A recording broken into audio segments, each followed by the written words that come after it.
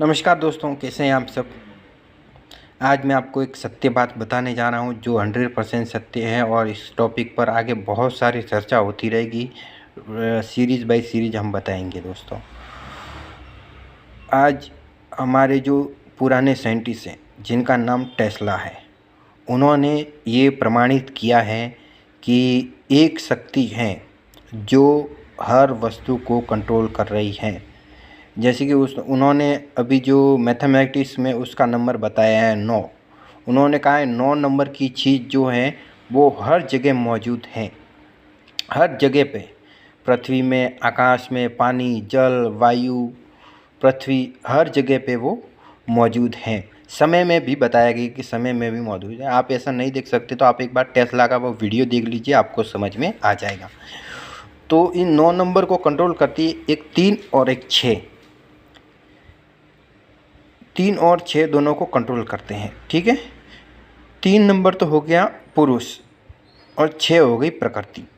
समझ में आ गया। 3 पुरुष है, 6 प्रकृति है। तो अभी देखिए दोस्तों, जब ब्रह्म मतलब कि जो है और जो नहीं है। अभी हमारे गिनती में 9 नंबर 0 से स्टार्टिंग होता है, 9 से अंत होता है। मतलब कि 1 2 3 10 नंबर कोई भी हमारे अंदर नहीं है। हमारी जो मैथमेटिक्स में 10 नंबर नहीं है, वो तो हमने एक बात रखने के लिए 10 नंबर बताए हैं। 9 नंबर ही लास्ट है।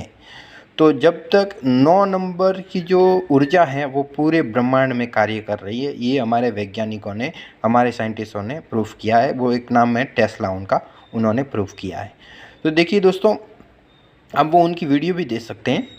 तो 9 नंबर अंत है और 0 नंबर शुरुआत है। 0 का कोई मतलब नहीं है और 9 नंबर का स्टार्टिंग है। 0 यानी कि उसका कोई 0 यानी कि स्टार्टिंग नहीं है। अंत यानी 9 नंबर। 9 से पीछे कुछ नहीं है, 9 से पहले कुछ नहीं है। 9 अंत है, 0 स्टार्टिंग है। मतलब कि अंत वही, स्टार्टिंग वही। जहाँ से अंत होता है वहीं से स्टार्टिंग होती है, ठीक है दोस्तों। तो इसका मतलब है कि 9 नंबर के जरिए उन्होंने ब्रह्म को दर्शाया है, परब्रह्म को दर्शाया है। तो भी ये ब्रह्म ने प्रकृति की उत्पत्ति कैसे की। तो ब्रह्म ने अपने अंदर से एक पुरुष, एक प्रकृति को जन्म दिया था।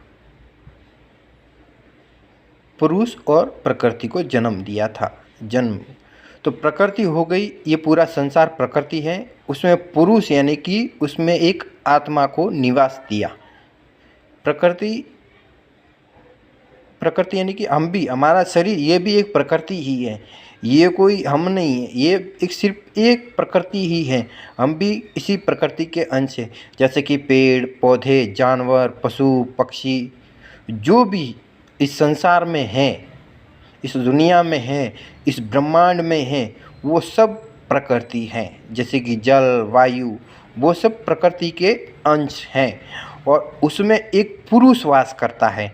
उस पुरुष में जब प्रकृति में पुरुष अंदर घुसता है, जैसे कि हमारा शरीर है, हम में पुरुष जब तक, यानी कि आत्मा जब तक हमारे शरीर में प्रवेश नहीं करती, हम जिंदा नहीं होते, जीवित नहीं होते।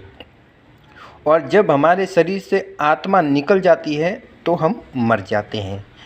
तो ये तो हो गया पुरुष और प्रकृति, ये बनाया है ब्रह्म ने, ठीक है। तो हम सब एक हैं, ना तुम ना हम ना सब, क्योंकि हमारे अंदर जो अंश है जिसे हम आत्मा कहते हैं वो ब्रह्म से ही निकला हुआ है। हमारी आत्मा ब्रह्म से अलग नहीं है, भगवान से अलग नहीं है, ईश्वर से अलग नहीं है, अल्लाह से अलग नहीं है। जिसको भी आप मानते हो उनसे अलग नहीं है। वो, हम सिर्फ उनके अंश हैं।